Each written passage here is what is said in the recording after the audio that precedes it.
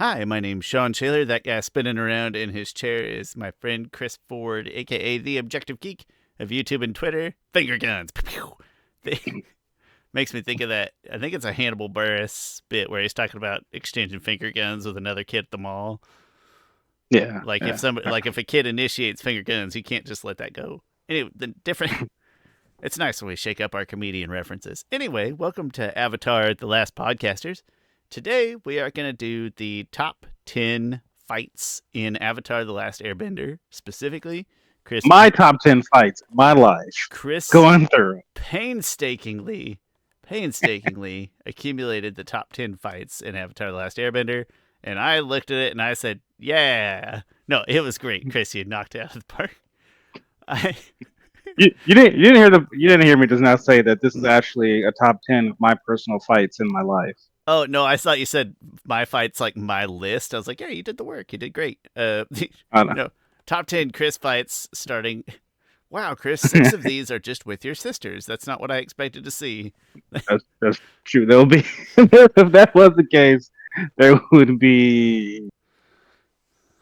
I mean, there will be at least two. One time I hit my sister with a really hard board brush, like on the face. One time she burnt me with a hot iron on my face. I still got the scar. It's actually not that bad. It's like to my cheek.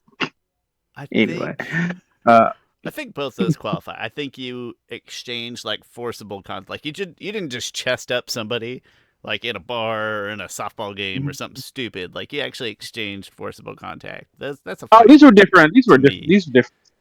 Oh, okay. No, I get what you're saying. Okay. One time I just decided to drop kick my oldest sister for some reason, Because and one time I jumped on her back, why wouldn't you? and then she just like backhanded me with the fist and knocked out my two front teeth. Ooh. Well, Or I never found it. small, right? Yeah, I was like, Like I those don't weren't know. your real two front teeth. Those No, were your no, tiny person front teeth. yeah, no. Good. No, by the point I had adult teeth, I could take on my sister. That's. What point do you get adult teeth? I don't really remember or recall at all. I mean, it starts about time you're 8, I guess. I'm only Well, that's true. Never mind.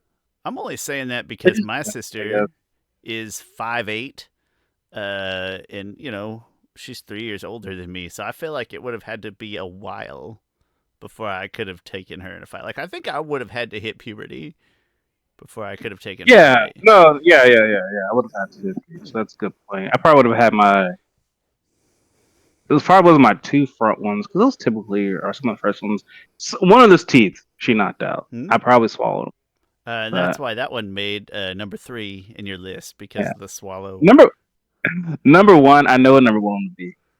Uh, trying to get some. Anyway, once my best friend and I were like, we used to play sometimes on like a 6 foot goal and try to dunk on each other.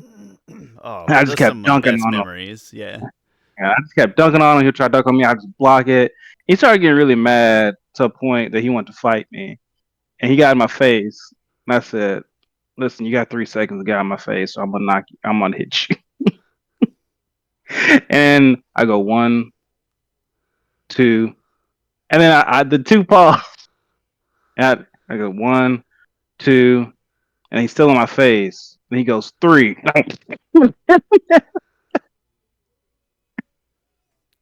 I got no choice when you finish the count to 3.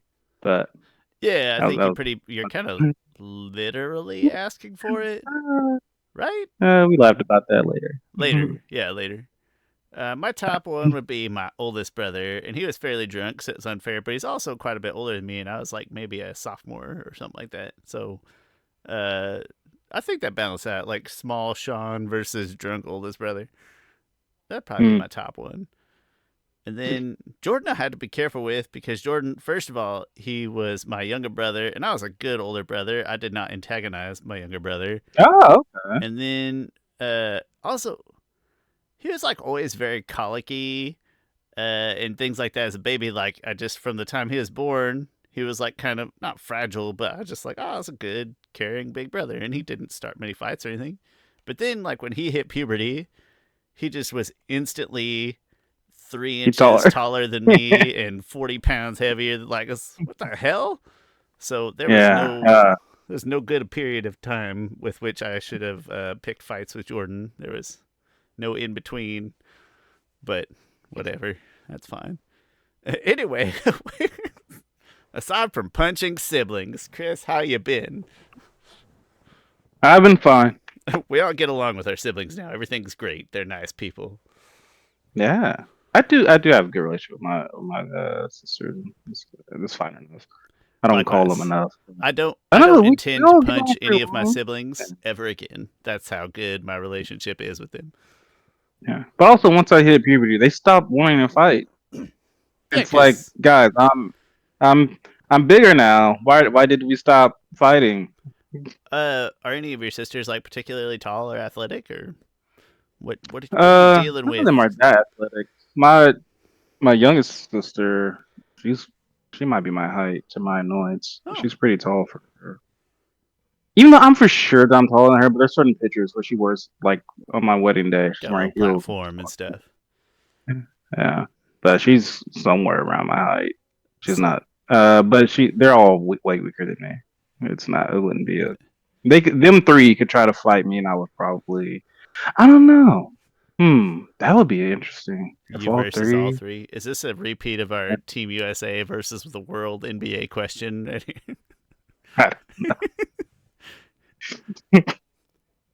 I so Yeah, we could probably get. Mm, I like to joke about like height stuff, right? I'm okay like making the comments about it. Or like when you're small, obviously it's a big deal. But it's funny to me that on last weekend we were taking a picture, like a big family photo, like you're trying to cram everybody in. I was on my tippy toes because it's not a very tall family, so I'm in the back, but it's just everybody just pretty average height. So I'm just trying to get above people's heads. So I'm like straining on my tippy toes while people take 800 pictures. And Heather's dad kind of sort of got mad. He's like, "You can't be on your tippy toes. That's cheating." I'm, what the? Grow up. Call it out. Yeah. Grow up. Trying to get my You know what's head funny? above another head. Patrick Beverly was talking about Caitlin Clark. He was talking about. He was like, "Well, the reason why one thing I love Caitlin Clark. Like she's making me watch W. I've watched way more WNBA games this year than before. Like way into it. Same. Absolute same. Bandwagon, sure. Um, I mean, but everybody starts as a bandwagon fan, right? Like yeah, you don't just yeah, stumble onto something, do you? Like there's usually an influence. yeah. But he was like, Caitlin's so relatable because she's just like she has a regular body of an average woman. Like the average woman is her height, and Caitlin Clark is 6'1". Like Patrick Beverly thinking that the average because and then he went on to say like same thing with Steph Curry. Like Steph Curry is average height of a man, and I'm like Steph Curry's like Not of he's a pushing 6'3". Yeah, he's at least 6'3" in shoes. That's not what Yeah, I'm like kind of this is curious. I'm gonna guess the average guy height is me. I'm gonna say 5'9.5". That's the average guy. Let me see. In America, I'm gonna say America, and I'm gonna say girl is 5'4.5". That's my guess. probably 5'5". 5'5". Average guy is like 5'9", Are you 5'8". are you Actually, comfortable with a Chat GPT answering the question? Is that a reasonable? What's the average height of an adult male and female in the U.S.? Not that this is, okay, 5'9" and 5'4". We were dead on. We nailed it. Can you hear me? It was 5'9" and 5'4". We crushed it. Which, for the record, is approximately, if you're keeping track, 5 to 6 inches shorter than Steph Curry, and I can't do math. 8 inches, 9 inches shorter than Caitlin Clark. wait, what? What was that last thing? Is that 9 inch, 5'4"? That's 9 inches shorter than Caitlin Clark, right? Yeah, Which is yeah, a pretty big disparity when the number is 5'4". It's like I tweeted out that like Patrick Beverly not knowing the average height of actual people. It's like when rich people have no idea what basic groceries cost. It's a It's great just comparison. It's not it's just a loaf malicious. of It's bread. just ignorant. A loaf of bread is what, $20? Or they'll go to complete opposite. Like, isn't a loaf of bread? Like the last time they worried about the price of a loaf of bread, it was like $1. Yeah, that's the last time they personally shopped for a loaf of bread. Yeah, that's kind of wild. It is a little funny with Giovanni in the house. Is his English is great and his math is great, but every once in a while I kind of like watch him doing mental conversions, like just like quickly of math, and just to see if there's like any surprise on his face for like what something costs here versus there. So far, nothing. So far, there's not been anything like, what's that? What's that face? What's wrong? You guys got a free over there or something? What? So far, nothing. But I always like I'm curious as to how he's going to react to the cost of basil that we buy in large bunches now to make pesto. So current Shaler house goings on. Lots of basil plants. Anyway, At the end of this episode, I have a math problem for you, but I don't want to get off on another tangent because we've already been somewhat tangent. you're right. We're 11 minutes in. Chris, let's talk about favorite episodes. I'm sure our lives are going fine. Give me through your top. Favorite episodes? Are we talking? No, Oh we're no, talking no. favorite fights, man. You're That's a right. whole thing about Fights. fights. We just talked about. Well, I thought we were done with fights. I thought we moved on to the So next much. thing. No, let's talk about fights. Avatar: The Last Airbender animated series only. Let's do it. Chris, do you want to read alternating? Like if I read the first one, you can read the next one. Oh, yeah, sure. Okay. Wait, before you start, I did want to say a feeling that you had. It was like it feels like it's been a while since we talked about the cartoon Avatar: Last Airbender. So I'm looking really forward to these two episodes because it's I don't know, it just has like when was the last time I talked about OG Avatar? Months. Like Maybe two, maybe three. mm, so Literal it's good months. to get back into it. Yeah. FY is my FY is my volume pretty good. I have to switch headphones and the others weren't charged. Your volume's good. The clarity is lesser, but it's clear enough, and the volume's right. Okay. So I say roll with Oh, it. wait. All right, you go number 10, and I'll charge these at least for the next episode. That sounds excellent. Number 10 is Aang and the Blue Spirit versus the Fire Nation soldiers. And I'm just going to chime in real quick here that I think my favorite part about this is that it's not just the fight, but you get the whole escape scene with it. It's like a whole action set piece and sequence. And I don't know how much you weighted that. I feel like your ranking of it was very appropriate, but it's just a very fun scene top to bottom that happens to include some great dynamic fighting from Aang and Zuko. Yeah, it's a really probably the most creative fight.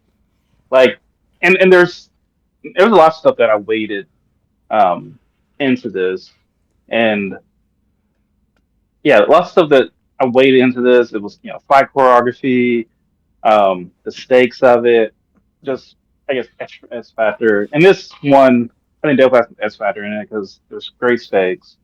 Um, but also it's just like so it's a way different fight than some of the usual fights in Avatar because they're trying to escape. You get this new sense of blue spirit, how they work. Aang is using airbending in these different ways to try and escape, and all ends with an arrow to Zuko's head. Yeah, it's a. I said when I'm looking up the list here, it's probably one of the more fun scenes. Specifically, I'm going to word that very carefully. Fun overall scenes. There's one on here that maybe catches my interest a little more. All right, let's go to number 9. Number 9, Team Avatar versus the Royal Earth Kingdom soldiers. This is in the episode The Earth King. That's when Team Avatar finally got off the back. And, like, we gotta go talk to the Earth King. And they just, these 4 kids just dismantled all of the, like, royal guard of the Earth King. And there was so many creative things. Like, it just starts off with Aang on Appa. Like, and they are serious. This is the most. They are the most serious without us being like high stakes. Because really, they just need to go talk to the Earth King. But one thing, I think Aang is pissed because Long Fei is still in control. Like just that first moment of like they're flying on Appa and this huge freaking boulder comes. Aang's not even looking at the boulder, and Aang is just like, boom, he does this specific kind of move and knocks it out. Then they land, and then there are huge freaking stairs. Toph does a really great move. She freaking un so cool. She like domino effects the stairs, collapse into a slide, sliding all the Earth King soldiers down, and then her and Aang move the thing up while taking out soldiers. And they both have really good like back to back Earthbending fight. The guitar takes out a whole bunch of Earthbenders. It's just that's just pure team Avatar working in unison. And Really great fight. they give the soldiers the right amount of weight. It doesn't feel like they're beaten up on like Power Ranger putties. They give them the right amount of weight to where it feels like a fight, but it still feels like an accomplished demonstration of Team Avatar's bending capabilities. Hey, Lord Zed's putties were really hard. Okay, they were like twice as strong until they figured out that they had a weakness that was just the center of their chest. It's just that big button right in the area that people aim Yeah. for. No big deal. I Uh, was saying the fight though. I never really aimed for the chest. I was aiming for the stomach or the kidneys or the head. that's probably better for punching. I was thinking about shooting. I was like, oh, who would ever aim for the circle on my chest? I was thinking like a bullseye. Sure, yeah. Who would ever look there? That's a great question. Number number 8. This is so fun. This fight is number 8 is Zuko versus Aang versus Azula, and you get it makes me think of that scene. Is it Brooklyn Nine-Nine where they do the Mexican standoff scene? Is that Brooklyn Nine-Nine or is that something Oh. else? Um, Key and Peele did a Mexican standoff Do scene. they do? They did a skit about Mexican standoff. It was pretty funny. Oh, Uh, and then The Office did a Mexican standoff with Dwight. Um, Dwight's explaining the differences between the Mexican standoff and the whatever the other thing would be. oh, it's between Dwight, Andy, and Michael. And they're Um, just but correct me if I'm wrong. Is this the first time that Azula and Zuko are distinctly in opposition to one another, like not just sibling rivalry, but like actually about to throw a punch at each other? no. There's the first episode that Azula is in. They fight because Azula like doesn't even fire bends for like most of the fight, and then Zuko looks freaking dumb, and helpless. Like Zuko's like, oh, Azula's just like easily blocking them, and then she scratches his head like on purpose, make him look even dumber. And then at one point, she like kicks him, and then she starts like lightning bending to like pretty much I don't know, kill him, I guess.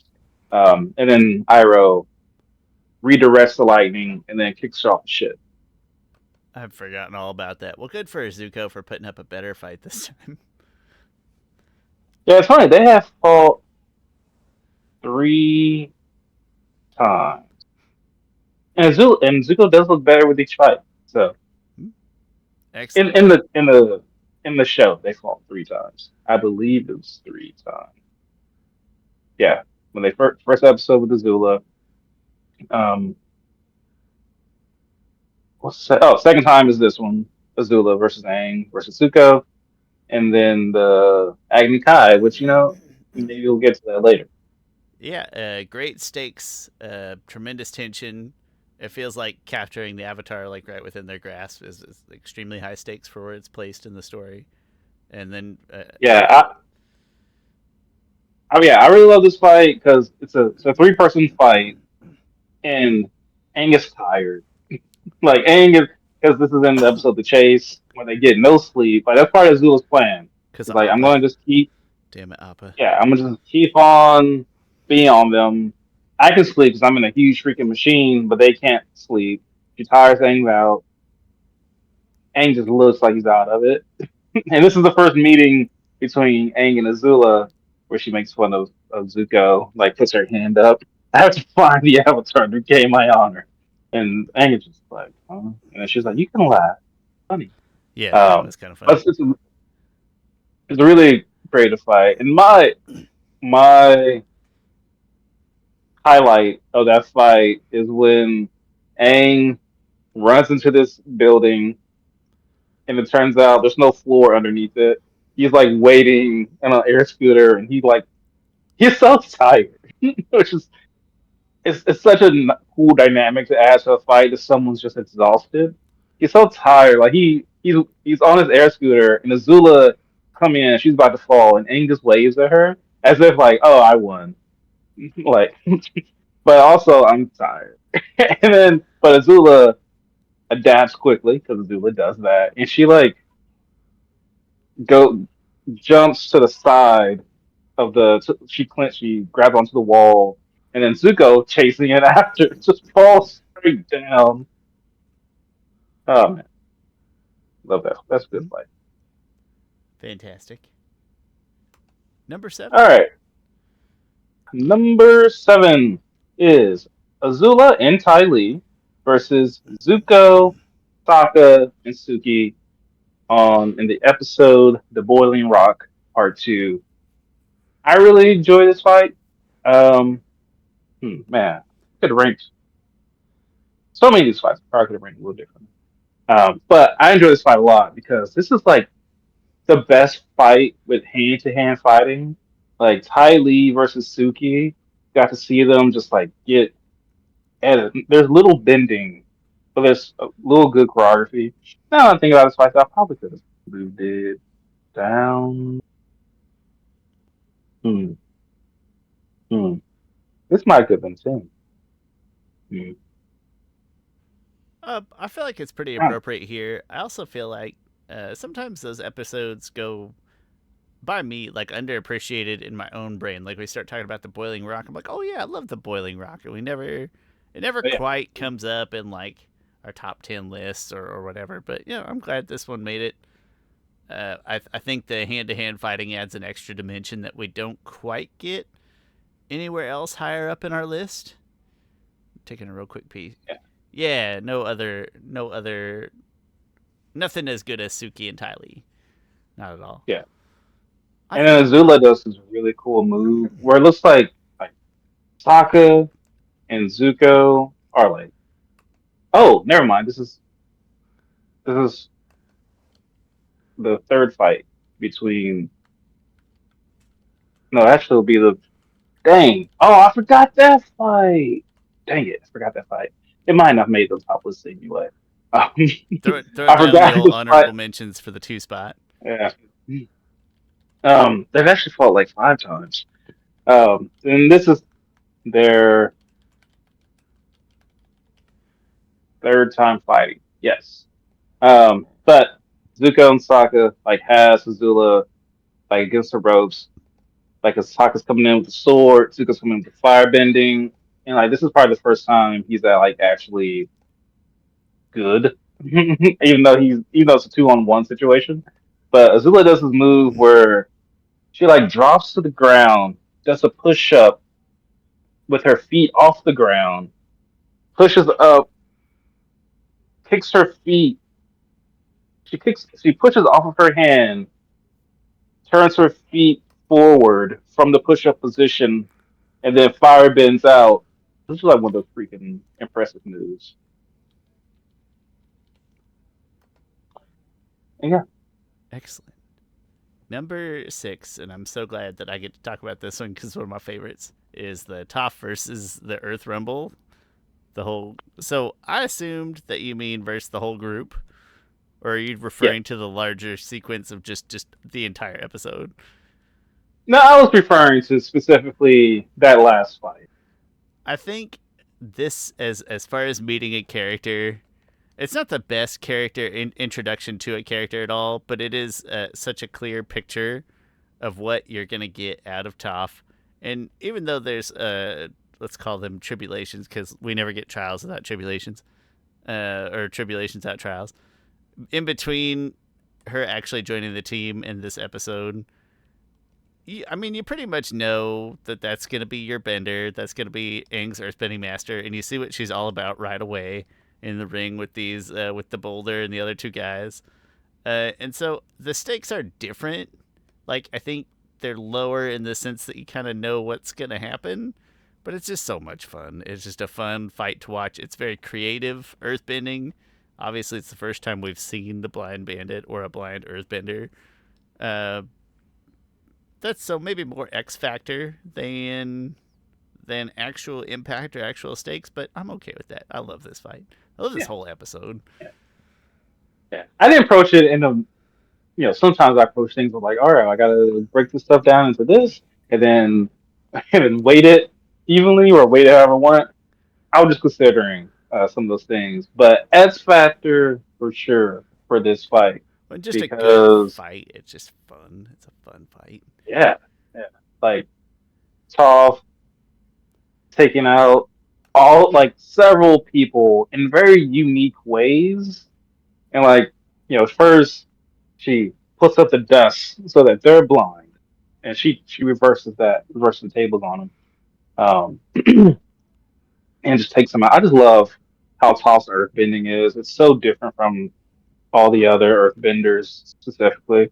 So far, we Um, have seen rock throwers for the most part. I know we've met Boomy and that he's been a little more creative, but like so far, we've competed against rock throwing earthbenders. I mean, she uses a specific different style. She uses praying mantis. Her bending style is based off of Southern praying mantis. Also, speaking of Power Rangers, Trini used to use Southern Nice. praying mantis. That's Yeah. that's a great fun fact drop right there. That's awesome. um, and then all the other ones use Tiger Crane. I think I should know this off the top of my head. Hungar Tiger Crane. Yeah. Um, not that I'm like, not that I could see someone.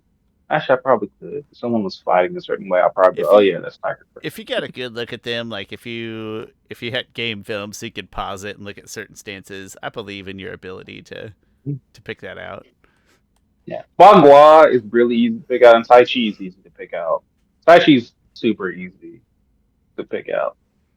Um, but yeah, anyway, soft fight, great fight. Oh, the fight is also funny because like they get kidnapped and they get put in the cage, and then Toph is let go, and then like while she's fighting, Sokka and Katara are trying to break Aang out of his cage, and they finally break Aang out in the background, and the animation is so funny. They break Aang out in the background. Aang gets out and he floats down. He's like, ah. And then like the way they animate Sokka and Aang in this point is so hilarious. Sokka just goes like, there's no dialogue between them. But Sokka just goes, no, just look, like no, she has it. Just look. And then Aang is like, hmm. But random little thing I love about that. Just great nonverbal animation. Yeah, yeah. Number five. This is man. Number This is where five we is start getting to the place where I think you hit the rankings right, but this is to me where it turns the corner between like any one of these could have probably moved up or down a few slots from 5 on up. mm, I'm I am pretty confident on 5 and 4. I'm pretty confident on all of them except for the one and two. Okay. Oh, that's Like fair. one and Yeah. two, I think I'm kind of split on. Yeah, 1 and 2 is the only But one that we like even mildly discuss. So I would agree with that in terms of discussion weight. yeah. Number five is Katara versus Paku. This is actually, it's funny because this fight it doesn't really have any stakes because there's nothing that's going to come of it. But the stakes are more internal for the characters. Um, Katara, I love this fight a lot because it's a great, like I said, it's a great character growth for Katara, but it's just a great power growth for her. It's not like she transformed or something, but she like if I'm watching a Dragon Ball Z fight, like there's certain fights have transformations that happen in them, amazing stuff. She went Super Saiyan. But this one, I would if there was some if there was some type of power up for Benders to get that was like that, I would freaking love it. It wouldn't. I understand why it's not. Again, that goes to our episode we had about it after I was actually in the anime. Um, but this fight, we see so much creative stuff from Katara. Um, the disc, the the way she kind of slid around. Haku did not go easy on her at all. Like he delivered some deadly attacks, and it really showed. This fight really showed that Katara is the master waterbender. Well, she wasn't dubbed that at this point in time, but Katara is like a really great waterbender. She's a prodigy, but Master Paku is still like above her. Like, he was so he sent down a freaking deadly just spikes, and he's so good. He was able to penetrate him, immobilize her without even like harming her in that fight. And then he finds out, of course, that he picks up the betrothal necklace and he made it and stuff. Which honestly, that stuff it, it, it sounds weird, but I think the live action show did that storyline better. Sorry, people. Um, please continue watching. No, I'll Oh, agree. I'm gonna take the people side on this one. I disagree. I like the animated storyline here. I like the tie, but not that it's necessary. I just like it. yeah. Um, This fight too. What a great. How often? Gosh, I'm trying to think of other good examples, and surely there's like one in every good show similar or parallel to Avatar, where the person we're cheering for the person who ultimately loses, but they still validate and get what they need, right? It's when Ash loses to that lunatic who just like tortures his Pokemon and makes his ground Pokemon. He's just on screen. Yugi when he loses to I forget who the heck Yugi loses to early on. Yugi lost Kaiba Early because when Kaiba stood on the edge, is that the one where you're talking about and yeah, threatened to kill himself? yeah, And, right. So because it's Yami was gonna like Yami's gonna be like, I don't care, I don't like, like that's his choice. He put himself up there. I don't know. I forget what monsters he had um, to attack. Then it was Yugi stepped up. Karibo. It was the one where Karibo was infecting the blue eyes, and it's something about the blast of the blue Uh, eyes might knock him backwards off the ledge. But it's the fight where the protagonist loses. That one's not even a great fit in this example, but loses, but like learns that you get the validation that you were looking for anyway, even in the loss. yeah. Something I could think of. I want to say the first Creed movie. He lost that fight. He did. He lost by decision, right? Oh wait, no, that's the first. Yeah. Well, I guess it's also the first Rocky movie in the first Creed. Yeah, lost by decision, but it's still the protagonist like won in our hearts. True. Yeah. Yeah. So yeah, that's very gratifying when it's done right, even without the stakes. In my mind, that's the X Factor replacement of the Katara growth storyline and the not always having to win bit. I think that's very moving. Mhm. Yeah. Very much so. What number? We're on All number right. 4, and Number four. that sounds like a Shawn number. Number 4 is Daily versus Team Avatar and the Freedom Fighters, and this is another one of those fights that's a little more creative, a little bigger, right? It's not just benders. You've got your ragtag group of freedom fighters. I think that helps make it very memorable. Once again, we're talking about Dai Li, who do look and behave and bend like pretty elite trained. They're not just idiots. but it does a good job of representing the skill of the freedom fighters and Team Avatar and the growth over time. Very tense and high stakes. I think that's fair here. Uh, Hmm. just checks all the boxes very neatly. I think Yeah, really maybe creative fight. Like this is just missing a big bad, like missing a legitimate big bad, is probably its only little bitty true. downside that keeps it here. Yeah, because even Long Fei, while he would be the biggest bad here, he's not. I've never seen him as a formidable physical threat. I'm sure he's a Yeah, great Earthbender, but still, that's not his thing. His thing is little finger stuff, yeah. manipulation. I say he never pops up super high in our top villains lists or anything like that. So missing a big bad, Um, but minor qualm, but that's probably what keeps it from going too much yeah, higher. the thing is that this fight has a lot of stakes. Like we have been missing Appa for probably 10 episodes, probably 8 episodes. And watching the show when the show aired, we've been missing Appa for like 6 months, and this is finally the impasse where we're gonna get Appa, and so this fight is like to rescue Appa, um, and really creative fight. So the stakes are high, really creative fight. It's like an all out out of all of Avatar in any medium. This might be the most one of the most all out fights we see.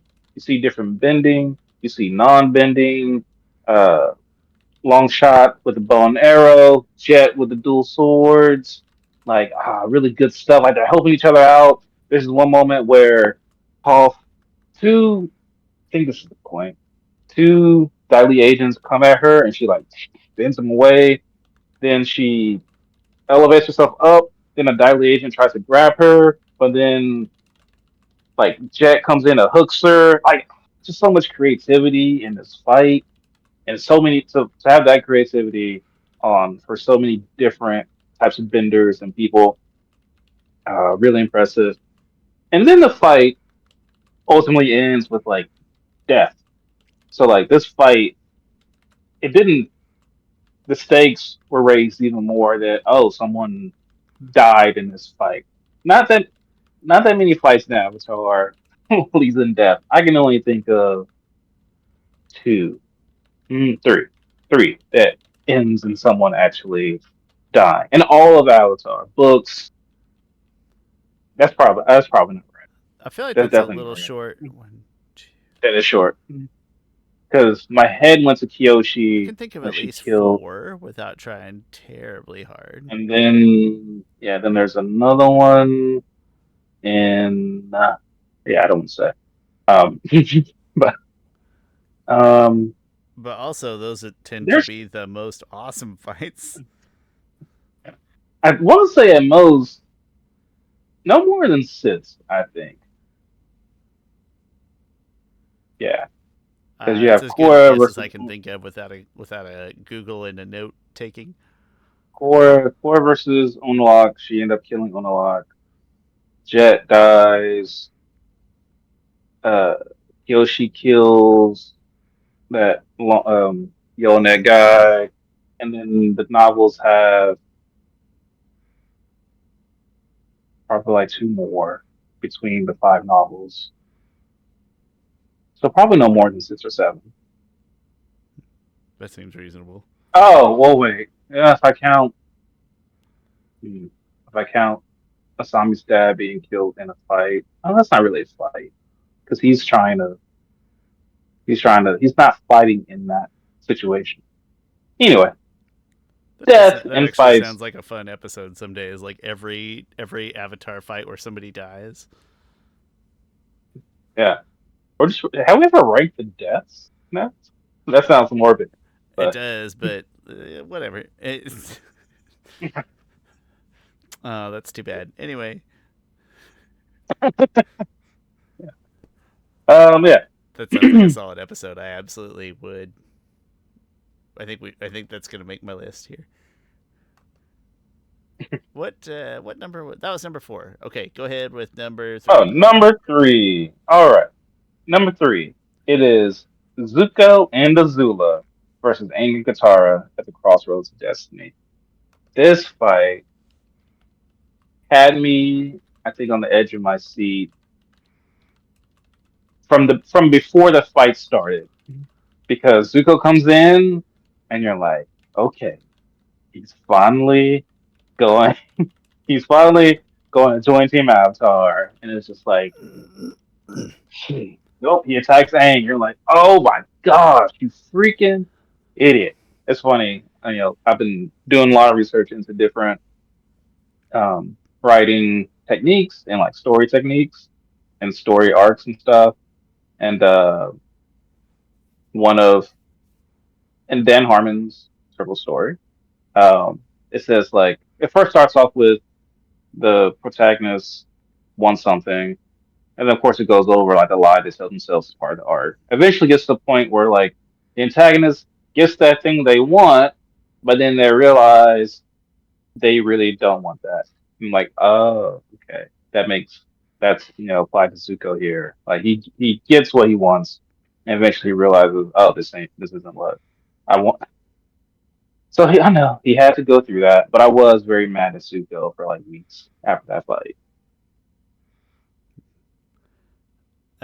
This is easily the most gut wrenching stake. Well, maybe I'm thinking about stakes wrong. No, I'm gonna say it's stakes. Like the outcome of this fight is certainly the most gut wrenching thing on this entire list, and it's not close. I Mm. This is one of those where I still do kind of remember the first time I watched the episode. Maybe not vividly, but this is one I didn't see until college, and I do kind of remember. It's like, oh, there's 3 seasons. We're at the end of season 2. Zuko's transforming. He's gonna turn. In fact, I don't even understand how they're gonna stretch this to another season when Zuko and Aang just dispose of Azula right here. Yeah, when they Yeah, just yeah, well, like how dramatic. But also just a yeah, drama aside, also just great fight scene top to bottom, great Katara action. Great, I mean they're all great, yeah. but Katara in Shout out to particular. Guitar. Honestly, you know what's funny is that Aang is actually weighing her down in this fight. Like, not to have more um, Aang slander, but Aang is honestly the weak link in this fight. There's a moment he his first the fight's so freaking good because they split him up. So first it's Aang versus Zuko. Wait, is Aang versus Zuko? Yeah, first is Aang versus Zuko, and like they get into really good back and forth. Aang ends up doing this move where he gets on like the roof of the cave, and then Earth bends in and comes down.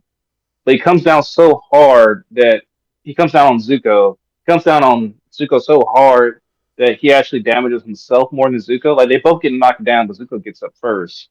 So like Aang is kind of losing that fight, and this is a whole different Zuko. Like this is a Zuko we've never seen before. He is fire bending like crazy. It's just like all rage, and he's uncontrollable. And Aang is honestly losing that fight. Also, And well, then just I don't know if it's with Aang. It's never necessarily a skill thing. It's his unwillingness to be offensive. yeah, yeah. And then on the other side, Katara is fighting Azula. And Katara is not only holding her own against Azula, she's winning. Like she does the Azula like tries to kick her at her. Katara grabs one foot with a long stretch of a water stream. Then Azula tries to punch at her. Katara grabs the other one, and then Katara is like about to pretty much body slam Azula.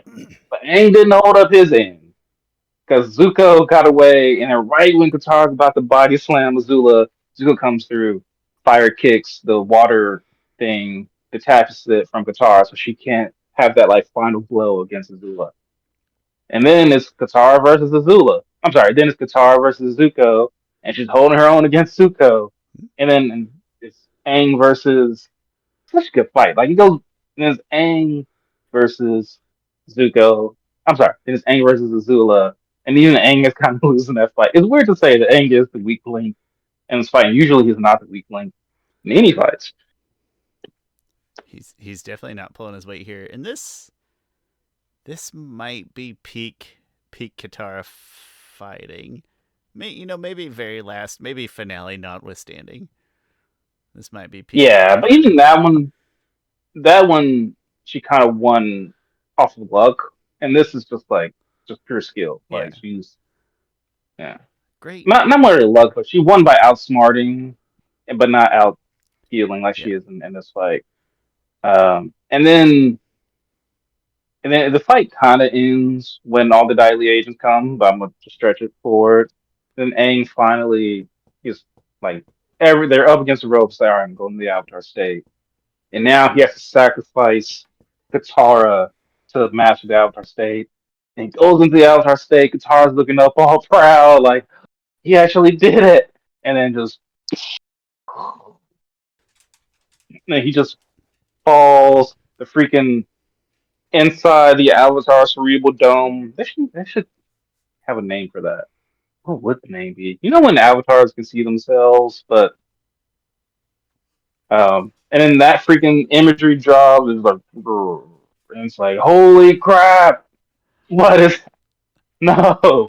We've been told if he dies in avatar state, the avatar cycle ceases to exist. So that disembodied. fight, Disembodied, is that the word you're looking for? uh, no, like when I was trying to think of like, you know how like in Black Panther they have the you might not remember they have the ancestral plane Mm-hmm. where Black Panthers can talk to past Black Panthers, Mm-hmm. but like there are certain parts, and like when Aang can see his cosmic self when he walks Yeah. up to the thing, like there's no name for that. Like I'm Yeah, no like idea. we should, yeah, because Korra does the same thing. Like she walks up to that projection of herself, Oh, that's a good way to put it. um, Yeah. self projection, projection. I Yeah. No, I don't know. just yeah, she But, or the she's looking at a projection of herself and of all the other avatars. yeah. I think that makes enough sense. Uh, yeah, that's a great fight. Uh, Before we get to the next fight, if we're done talking about this fight, anything else to add to the Azula Zuko versus Ankatara fight? no, I actually do have a suggestion though, if you don't mind. Your suggestion will probably be the same as my suggestion, so Yeah, we you got go to ahead. do honorable mentions before 2-1. Yes, Okay, yeah, we have to. the same as I thought. It's Because yeah, yeah necessary. gotta do it. All right, honorable mentions. I'm gonna start off with again. This was freaking hard to make, and I kind of had a thought to myself while making this list of just like, wow, I don't think another animated show or even anime has this many great fights. Because there's so many fights in the honorable mention that I'm like, oh, I have to leave that off. But they pick their, there again, it's not just like a Pokemon battle where it's like, well, every episode we gotta have a Pokemon battle, or like Dragon Ball Z where every episode's a fourth of a fight. It's like no, their fights serve a purpose and they do them well. Yeah. It's not the purpose of the And show. then It's used to further a story extremely effectively. yeah. And then those fights in like Dragon Ball Z take like 20 episodes per fight. That remains Like my biggest qualm with Dragon Ball Z. Is like, man, if you watch it as an adult and you're just like, if I had to watch commercials right now, if I couldn't stream this or something, I think I would die. I would absolutely. yeah, it's funny. They remade Dragon Ball Z into Dragon Ball Z Kai to like cut out that filler. Not only that filler of like filler episodes, but that filler time of like we're dragging this thing out because we're trying to. That's just the way they made things back Yeah, then. you But just no one liked Dragon Ball Z every Kai. yeah every commercial was a cliffhanger in a fight. Like every commercial break. I'm not Yeah. familiar with Kai. It's a little sad that not everybody liked it because I appreciate the attempt. Well, Seems like also a good I idea in also didn't spirit. like it. I also didn't like it because they didn't use the same music from Dragon Ball Z. They used the music from the original anime. I believe they used the music from the original anime, but like I can't watch Dragon Ball Z without the Americanized music associated with it. Hmm? Like it just doesn't even feel like the same show. That's fair. It doesn't. Well, it's certainly not going to hit your nostalgia in the same way, which is Sure. Yeah, why you're because there are watching Dragon moments. Ball Z. Yeah, there are moments baked into my head of, oh, the music should kick in right here, and it should be ba ba ba dun dun dun dun dun dun dun dun dun dun dun dun dun dun dun dun dun dun. Instead, it's like, and I'm like, no. It has a tone that. So you know, if you ever heard, like, not heard, seen, I guess, like Kirby, video game box art, and he's just one example. In Japan, he's always like happy and smiley, but then when they bring it to America, they always got to make him all serious on the cover. It's I didn't. like he's always got angry I didn't. eyes on the cover of America games. It's like he's a pink piece of bubble gum. Like I don't think the eyeballs are changing anybody's perception. I'm like, well, I'm glad this is an adult Kirby game, and I didn't know they did that's what the musical difference is between American and Japanese Dragon Ball Z makes me think of. Anyway, honorable mentions. 4, 5, And if 7, this is 8, just a list of your 9. sisters and you fighting, I'll be very excited. Every honorable mention is this one time I punched my sister. Uh, um, That was younger Chris. He does not. That was a much smaller person. Sorry, I'm just thinking about yeah. think about the I'll start off repercussions of with what I 20. say. I'll start with the 20th and go down. Some good fights.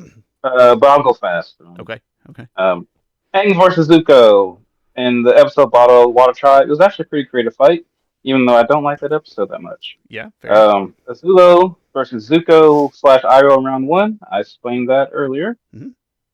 Katara versus Zuko in Northern Water Tribe episode. Ooh. That was kind of hard. Like, Very emotional. Maybe you know, not the most interesting fight, but very emotional fight. yeah, that's a good fight. I really love the Zuko versus Earth Soldiers and the Zuko alone, where he's like, it has a lot of good, Oh, I forgot about that. yeah. And he uses the sword for the fire bending. And he beats the guy. The guy's like, "Who are you?" And Zuko's like, "My name is Prince Zuko." Air. Love that fight. Zuko versus Zhao in the first Agni Kai. I was kind of sad not to put that on there. It's a good introduction to bending fights. Yeah. Also, Zhao's Uh, stupid. there, yeah. There is a underrated fight. I think Team Avatar versus the Swamp Benders. I think it's hard. There's some really great bending in that episode. She like takes out Yu's the big one who does the plant bending. Hmm? She takes him out with like these water blades, and she does like this really cool surfboarding like of ice and stuff. Um, I was sad that this one didn't make the list, even though I made the list. Jed versus Aang. You I think that shut your fight's mouth. so. Nope, that's 21st at best. Oh, I missed the The fight. I missed. stupid hook swords. Oh yeah, I gotta. Let's see, chat. You know why there's There's not more also the people jet. that use those hook swords? Because they're stupid. Oh yeah. Versus one. Oh yeah. Then there's the that I forgot about the Zuko versus Azula on the blimp. That was actually a pretty good fight. It was kind of short lived because it's not in a cold open, but it's cold open esque. Like, oh, this is just the setup of the Yeah, episode. But it's still a good fight. it's a Um, lukewarm open. yeah. Here's a fight that like, oh man, did make this Qatar versus Hama. Ooh. Let me look. Let me look at the list here. Is that number 11? That would be 13. Oh, geez. There's. Oh my goodness. Okay. Then number 12 for me, Zuko versus Zhao in the Northern Water Tribe. Okay. when the moon is out and it's like just their fire showing. Just like the The animation in that's fantastic. yeah. It was hard not having that. It was kind of a short fight, but the animation's so freaking beautiful. I probably should have added it, but I'm fine. But what do you take Um, away? You know? I know, right? That's yeah. That's the thing. Then Aang versus Azula on the drill. This one had a lot of stakes actually, because it's like, all right, they're invading the Earth Kingdom and they're about to break the walls. It was a really intricate fight, and it was a great win for Team Avatar. I, you know, I'm kind of glad it's an intricate fight. I disagree with the stakes, and I actually one of the reasons that episode isn't my favorite is like, wouldn't you just have Earthbenders on the other side refilling the wall, like just push her back? You know what I mean? Yeah, but like the drill just keeps I going. know you Like there's just right, and no you just keep pushing it back. It's like, all right, well, you can keep drilling, I guess. well, That's okay. eventually it's just gonna be like imagine this is a wall they're building. It's just gonna keep pushing You know what I would the have done, wall. Chris? Is I would have had Earthbenders just lift the drill, just They just tried it. They full tried tilt. it. I don't, I no, I They don't. tried it. With the terror squad is what they call it. I no, I don't care for that episode. That's one of those that like in the live action when I complained about the Blue Spirit episode when they're leaving on the ladders and everybody's just looking at them. That's one of those moments for me. It's like, are you really trying what you would try in this situation? I don't know, but anyway, it is a good. Sorry, not to dispute your point. That is a very interesting fight, and it's very creative and you know, I don't know. It's in a different environment than basically any other fight we have up here. Actually, being inside of the drill or on the drill. Yeah. Man, you know the one I missed the most. Like I think the one that I'm saddest about actually is the Katara versus Hama. That's such a sick fight. Yeah, and also it ends. It's funny. This is the opposite fight of the Ooh, the Katara Paku. versus Paku fight because Katara wins this fight, but she ends up losing the fight really But at because what Amma got what she cost? wanted. Yes. Amma's whole point was, I'm teaching you. Have to pass this down to somebody, and she did. Interesting dynamic between those two fights that I never thought about before. Like these are her two waterbending masters, really. Like these two taught her the most she knows about waterbending, That's about kind of taking from the awesome. environment, about yeah, that's interesting. That yeah, wow. I think that your ranking is right, and by that what I mean is that if I had to replace something in the top 10, I do think it would be Aang and the Blue Spirit versus Fire Nation soldiers because it's a very Okay, fun scene, but it's not the best fight. So I think that if I had to take Hama and that's Katara in there, fair. but it's such a good God that there again that I'm biased towards the episode. It's such a fun top notch episode, which maybe or maybe not we will talk about more this evening on a different episode of this show. Mm. One Chris, thing about oh one sorry, thing go I ahead. noticed about these fights though is that Toph really isn't in a lot of fights. No, she's not, Like is she? Toph Toph is in versus Earth Rumble, and then she's in a fight where it's like her, Sokka, and Aang versus Azula and the Daily Agents, but that's not even really a fight. That's on the day of Black Sun. They're just trying to pin Azula down, and they can't even do it. It doesn't feel like a fight because they're it's a great action in it, and there's fighting, but the point really isn't fighting. The fight. I guess. Toph is most of Toph's action, which is it's almost backwards from what you would think again based on how you're introduced. But you know, Toph is pretty pragmatic, right? She's not too proud to. It's probably too generous, but to say like ending fights before they start just with her actions and her sensibilities. Yeah. Uh, you know, like she's not Oh, looking I to fight forgot. for honor or anything like that. Like, no, it's just a means to an end. I did forget, which I wouldn't. It wouldn't have been ranked probably in the top 20. Is when they fight the Bushman man the first time where he sneaks up on him. Oh, I meant to. No, I have that in here. That feels Yeah, I wrote that down. but that it's a wasn't fight, but it that was doesn't low. feel kind of like you just described it the previous. That feels like yeah, it's a fight, but it's not really about the fight. It's more like an escape. Yeah, It's a chase scene more than a fight scene. But I'm fine begins. with the recommendation of or the change of Losing Guitar versus Home at the 10. I'd have to think about it. I just if I would change it, I do But think man, the Blue this is Spirit's like like, yeah, uh, it's tough. I think uh, it's perfect how it is.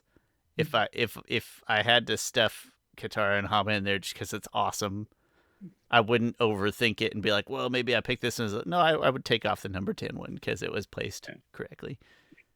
But it's such, and then it ends with Hama just being like, congratulations, Katara, you're a blood. Yeah. And the Katara's crying. what a good Like I just episode. like I just been given this power forced upon me. That's amazing freaking It's power, just and I kind of don't. like being an Yeah, avatar in a way. yeah, Kind of like what Aang feels. yeah. It's a good episode top to bottom. Am I going to talk about that episode later? No, no, or maybe. God. Chris, let's talk about the top two. I'll give number two, and then you just give number one right after that, and then we'll discuss them. I think. All right. Okay, number two, we did Aang versus Ozai, final battle. Which which means number one is Zuko versus Zula. Tough, tough choice. The only one we even lightly discussed really at all. I think, Yeah, man, because the Zuko versus I mean, what it comes down to is the Aang versus Ozai fight is long and drawn out and awesome.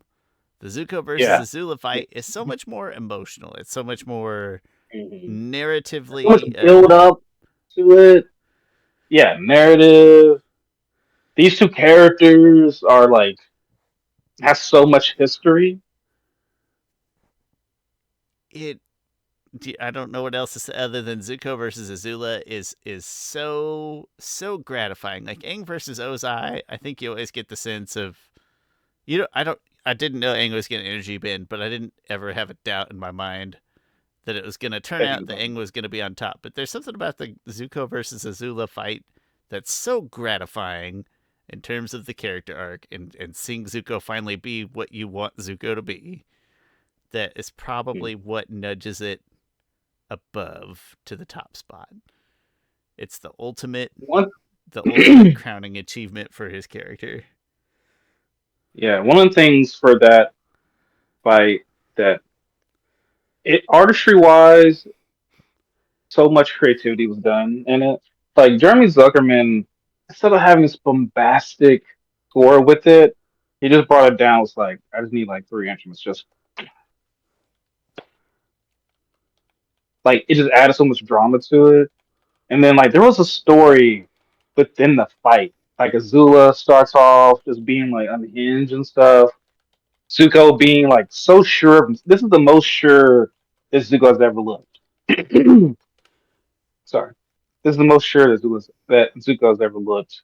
And like it's a real Agni Kai. Like this is in Sozin's comment.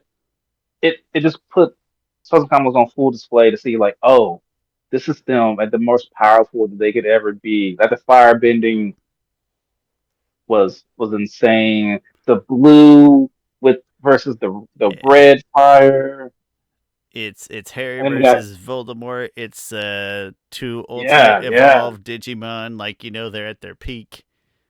It's as good as it can get. yeah, and then gets to the point like Azula's like in the fight, and like you can tell Azula's kind of like she's panting, she's like, and Zuko's just calm, breath just steady, while Azula's like you can see the gears turning in her head of like I'm losing this fight. That's how am I losing this fight? And then while she's like still thinking, Zuko does this like cool move, with just like it's just this fire that just like grows. Azula barely dodges it, and then she skates over on her blue fire, and she's skating around Zuko, and then Zuko does a spinneroonie, and then like knocks her off, and like she And somewhere Booker T's and like, she hell like yeah. yeah, and she like bounces off the floor, off the ground in such a impactful, violent way. And then, of course, and then the fight changes. I didn't add Katara to this fight, even though Katara is very important to this fight. It's kind of two fights in a way. But even the Katara versus Azula fight doesn't. It's definitely a fight. It just there's not that much back and forth. I guess there. It feels like a consolation prize of fights. You're in the loser side of the bracket now. No, that sounds too bad to Yeah. Katara, but no, it doesn't feel like the main event by any stretch. Yeah. Um. Yeah. She Azula. Hey, Zuko dares her to lightning bend. He's so sure of himself that he can redirect it. And she's like, "Oh, you want lightning?" And just, and then it's so great. This is exemplifies the great writing and just directing in the Avatar in general. Is that they get so much across without any dialogue. And I mentioned that before in one of these fights, but you see the wheels turning as Zula she's doing it. She's like, "Sure, I can shoot it at Zuko, but I know he can redirect it at me. But I can hold him at a disadvantage if I just kill Katara, because I'll either kill Katara, which is he's fine with, or he's dumb enough to jump in front and he'll get hit. So good. Mm-hmm. And then, that's all of our rationale maybe for having it at one, but that's not to shortchange Aang versus Ozai, which Aang versus Ozai feels like a, let's call it like a headliner of a major wrestling event. Like it gives you everything Yeah. you want. Like every move is on the table. It's all stuff. Every move at their disposal. Like seeing Aang surrounded by the elements in his sphere and using that, uh, and then wondering how Ozai is going to combat essentially the Avatar in peak Avatar state form, and finding gratifying ways to make that work on screen. It's fantastic the way that it's just the way that it's so long, but it's great from beginning to end. Yeah. The thing that it's not a negative towards the fight at all, but the thing that put this fight below the Azula versus Zuko fight is that it's not as personal, but it's still freaking amazing. It's good versus evil at its finest. Like, Hmm? and I love the way that when Ozai, I don't love Ozai as a villain, but he's still a good villain. And and Mark Hamill delivers this great freaking monologue of it's a short He's a good monologue of villain. just He's a like great fighter. Good villain or yeah, mediocre villain, even honestly. yeah. Um, like he has this whole Phoenix King get up, and then he sees Aang. Comes off of it. He takes that off, and he just fire bends like the clothes off, and he's just freaking ripped. You're like, oh crap, this dude. It's And Daniel then Day. It's Daniel Day Kim impressive is what Daniel it Day is, Kim, yeah, yeah, Daniel Day Kim. Um, which and is our then standard for being an awesome. Which is our standard for being a hot guy. and he delivers the monologue of like, after generations of something something, and you come to me, truly an act of providence. Mark Hamill, so freaking good. And in the fight starts off like pretty close. Aang is just holding on, but he's holding on. And then the Farlow side just gets the upper hand in the fight. And then it's like, all right, how is he going to get out of this? While while the Poke Rock is a little bit, yes, as Machnia, as they say, like the luck of getting hit just right. You could chalk it up to destiny. I think that's fine. That unlock the Clutch. Avatar He's state. clutch. But once the Avatar state is unlocked, it's a freaking amazing moment where like Ozai's like, "Come on out, little boy," and then just he just grabs his beer. Like The disrespect that actually kind of it feels was very so wrestling disrespectful. like in its own right. Yeah. The Pokey And then he Rock. does this. I know the Pokey Rock. We've talked about it a little bit. We've never complained about it, or like nobody seems to just be riotous against it. And I've always just been okay with the idea of like, you know what, when Aang really is in extreme danger, the Avatar state's gonna find a way to come through. Like he is the Avatar. So destiny I or the perfect chakra shot or whatever. But when I bring up the Poke Rock in somewhat of a negative way, it's not to like discount the writing of the show or like, oh, that came out of nowhere. It's more so when people are like, man, Korra is weak. Like Aang, like Aang is so much stronger than her, and I'm like, Aang got like if it wasn't for a Poke Rock, Aang would be dead. Like shout out to the Poke Rock because if it wasn't for that, he was just lying in a ball, just defenseless, about to like he was being cooked up. Um, but that's the only time I ever bring up Poke Rock in a somewhat negative manner. Um, but once he goes in the Avatar state, it's just all you want. Like he's using all the elements.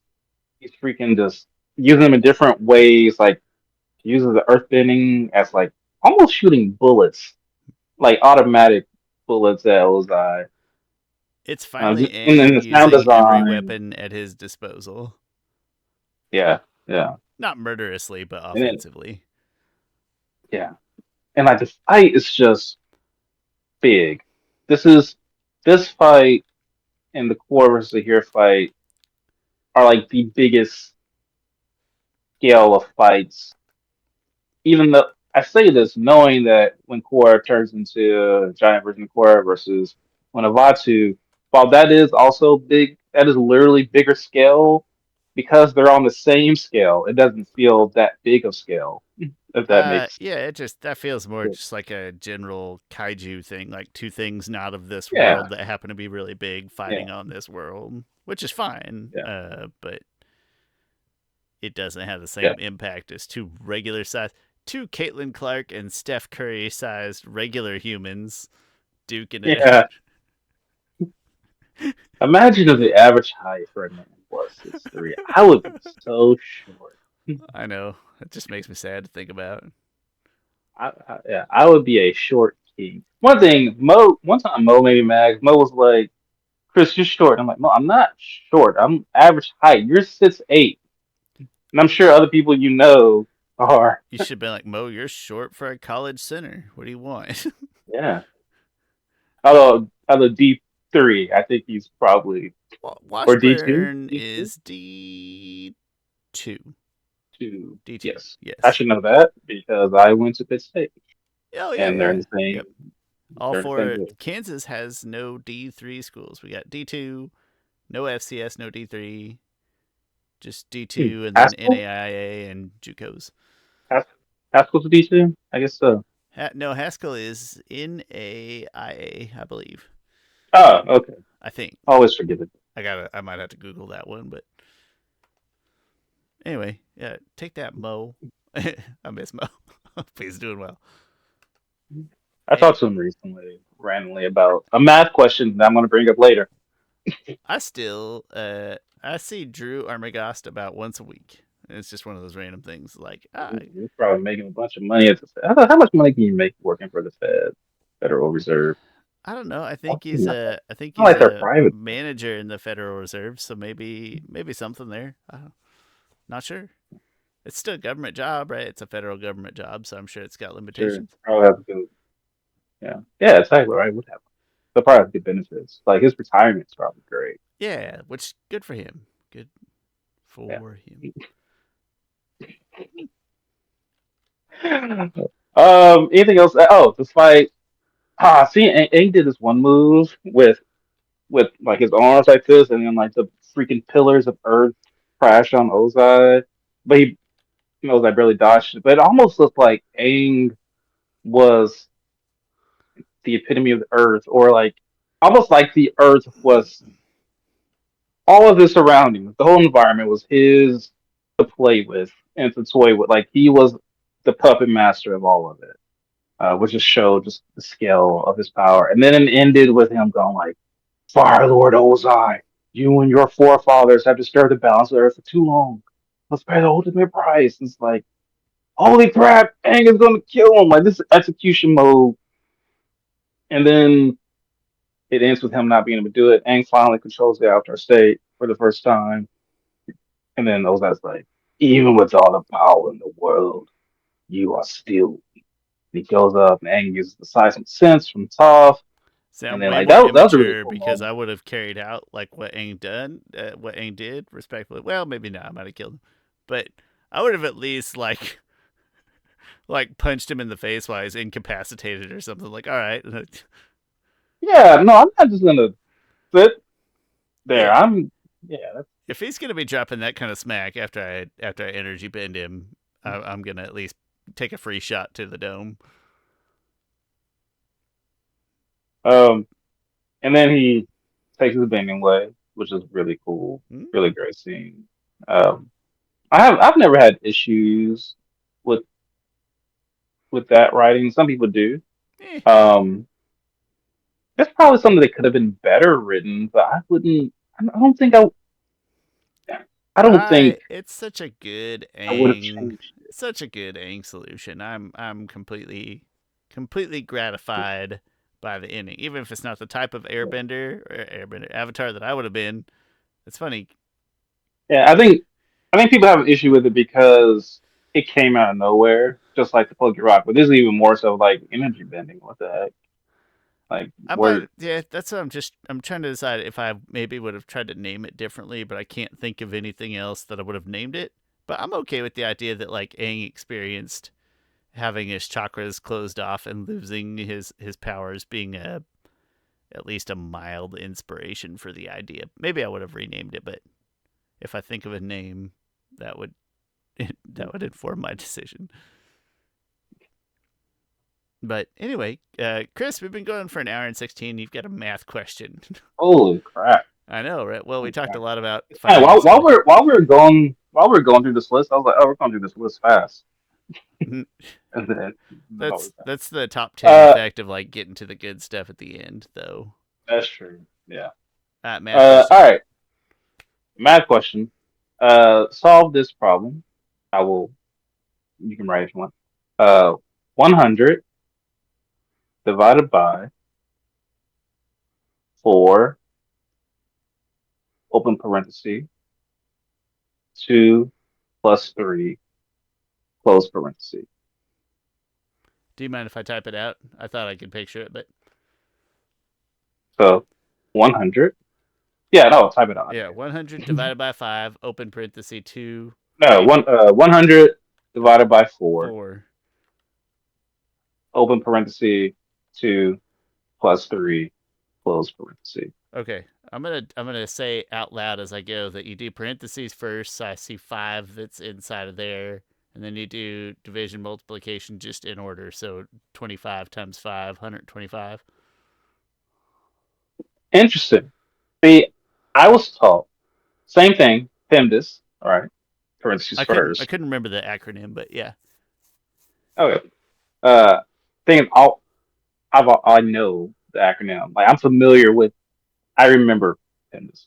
But I get 5 because I was taught on the P of PEMDAS is parentheses that you get rid of the parentheses, right? Like you work it inside, and you have to get rid of the parentheses because at one point you have 100 divided by 4, open parentheses, 5, close parentheses. While 4 parentheses 5 is 4 times 5, you still got to get rid of parentheses first before you start doing multiplication and division left to right. And so that's why I would get at that point 20, and then I do 100 divided by 20, which is 5. Now the thing is though is that this question is purposely written in a way that kind of calls that out. It's kind of a trick question because if you were really trying to write out this question, you would write it out as 100 divided by 4 times 5 times open parenthesis. Like you'll put a times an X in there, Okay. open parenthesis 2 plus 3 close parenthesis. It's purposely written in a way to Huh. confuse people who've been taught that way. I've never heard of Yeah, taking. I've never heard of taking the parenthesis away at all. I just you do the parentheses first. You do left to right, but like absolutely. PEMDAS left to right. So you do the P left to right, and there's only one parenthesis. Yeah, Right. yeah. So then it's 5. But I never heard of taking it away.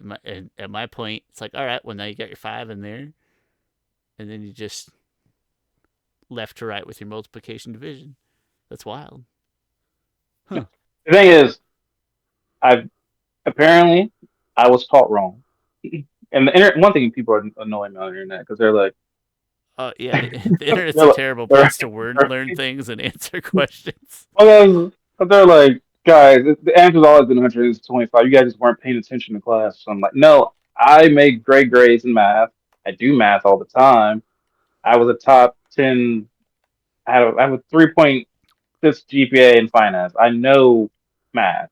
It's just that I'm pretty sure certain regions or even states where teachers taught differently because they probably were like, oh, you get rid of it. It's just how I was taught. Yeah. That's. I mean, hey, listen, teachers are fallible. I just out of curiosity, I threw it into ChatGPT as it was written.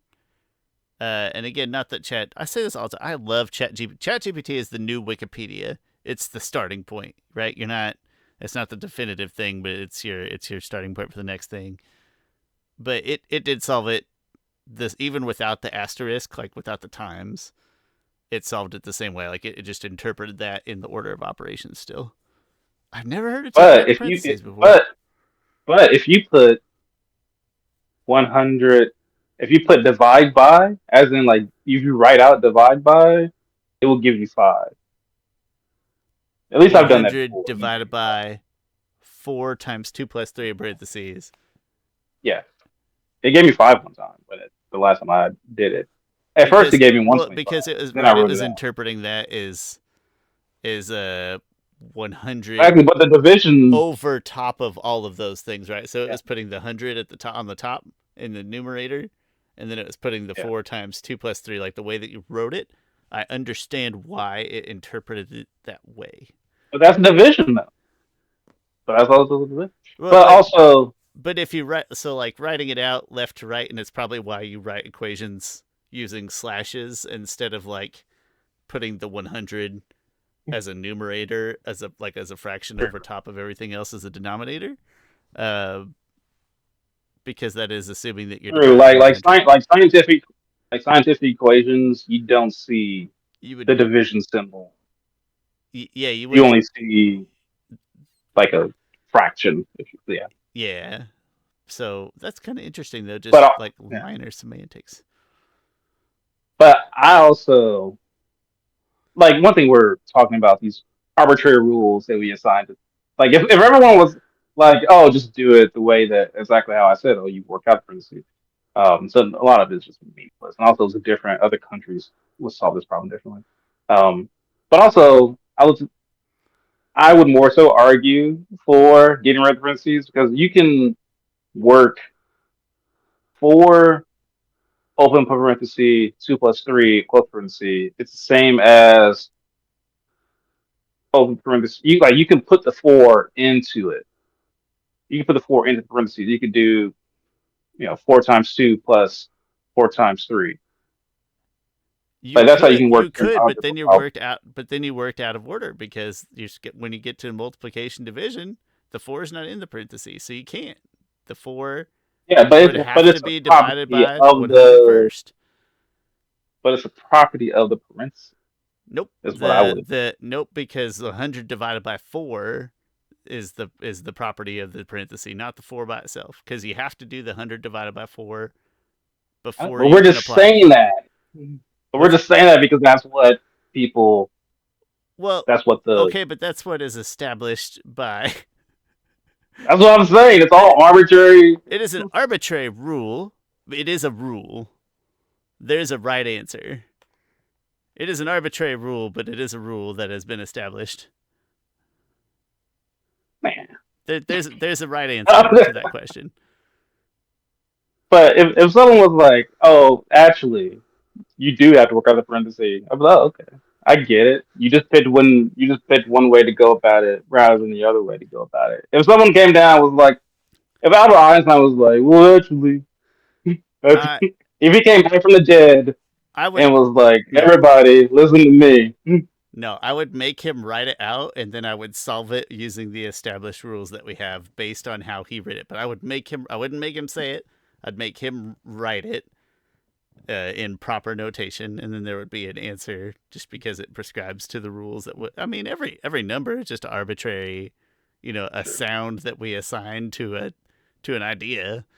But I would make him write it out before I tried to argue with Albert Einstein. And then if he wrote in like gibberish nonsense, I'd be like, well, Although I think if you try to like put X into place in two or three, and then I don't know, it messes up. I think. Like it wouldn't. It would be like if you were doing this in algebra and you're trying to solve for something. I don't know. It's weirdly. Plus It might be X. weirdly. Now I have to. I would need to know. So the thing with solving for X is I need to know the answer on the other side. So if I Sure. solve for X and the answer is 5, and we'll just do it both ways. Now I'm kind of curious. Your answer was 5, right? And so then I Yeah. would. Gosh, now I got to think about how to do that with the parentheses. This might be No, too big right. for my That's the brain. thing. This might be too big for my brain at this time of But night. then someone was just like, I don't know. But when I asked Mo, because Divide by. Mo has, I think, Mo used to teach math. I think Mo said the answer was 125. Robert said the answer was 5. That's kind of amusing. What would I do first? 25. I think I would divide both sides by 25. So 1/5. 2 plus x equals 1/5. That's weird. All right, but then if I do it the other way, 100 equals. What did I say? What was my answer? 125? Yeah. Okay, so then if I divide it all by 25, I don't even. Yeah, your way. If I or not your way, your answer of 5. When I try to split it and solve for x, I get 2 plus x equals 1/5. Wait, not 1/5. Yeah, 2 plus x equals 1/5. And so then whatever 1/5 minus 2 is equals x. That's weird. Oh, it's kind of funny. If I had to guess, I would be curious to ask like my friends on Facebook. If I had to guess, there might be a difference between just how certain states felt that That's process. easy to believe. Most educational standards are determined at a state level too. Is that an accurate statement? But, yeah. Yeah, I wonder. I'd say I'll ask Giovanni, but I guarantee that he doesn't have to do much of this in his brain. I imagine most of it is done digitally, right? Like I gave it to my daughter to do, and she came up with the answer 125. So I we, think, you and I we're in like a beautiful age where when we were doing this stuff, we started with pen and paper, and then we graduated into technology, right? So like we see both sides, but like yeah. if I go ask Giovanni, I don't think he's gonna do it on pen and paper. I think he's just gonna punch it into a calculator as we say it. Hmm. And a calculator app. I've never even seen him use a calculator. And it's, gonna spit out the The thing calculator is, answer. this is just like Mo told me. It's like, well, the thing is, this is just a math problem. This isn't a real life problem. Like, if this is a real life problem, you know exactly what to put in and how to write it. Like, when I would do formulas in Excel to come up with some crazy, I don't know, thing, like, Yeah. I know exactly where I want things placed and stuff How, without, how to write it in the expected semantics or whatever that phrasing would be called. yeah. This has been Algebra with Chris and Shawn. We talked about fights. We talked about Patrick Beverly and average heights of people and algebra and eventually Talked about fights, but the other fights. Also, we've been recording for 90 minutes. We got to do another one. My name's Shawn Shaler. That's my friend Chris Ford, a.k.a. The Objective Geek, talking about top 10 fights in Avatar, The Last Airbender. Thanks for watching. Give us the old thumbs up, subscribe, comment, like, positive reviews, bells, whatever. We appreciate all of it. Thank you so much, and we will see you next time.